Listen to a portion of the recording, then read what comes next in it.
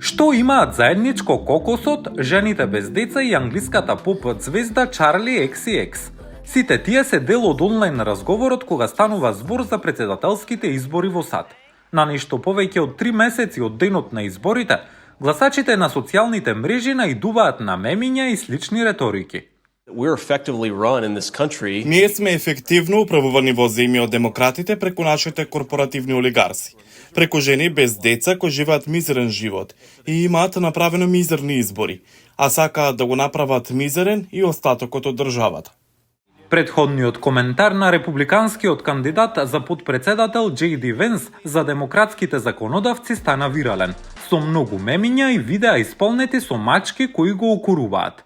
Сите, од поранешната државна секретарка Хилари Клинтон до холивудската актерка Дженифер Анистон, го критикуваа Венс, кој вели дека коментарот е изваден од контекст и дека политиката на демократите е антисемејна.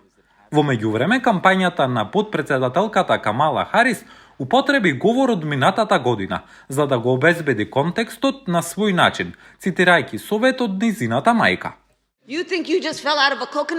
Мислите дека сте изолирани од се? Вие постоите во контекст на сето она во кое живеете и она кое постоело пред вас. Првично објавен за исмејување од страна на Републиканскиот национален комитет, цитатот од тогаш беше пренаменет од поддржувачите на Харис во мемиња и емотикони од кокос на социјалните мрежи.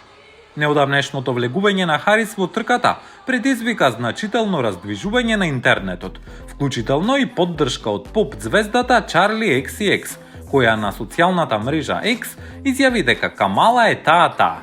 Го спомена името на низиниот последен албум и референцата за метафоричната девојка на момент. Како одговор, кампањата на Харис ја усвои зелената боја на албумот и малиот фонт за нејзина профилна страница на X, додека креаторите на содржината ја преработија песната на поп пејачката со референцата од кокосово дрво на Харис. Во изборната сезона, која е полна со изненадувања, корисниците на социјалните мрежи го следат трендот.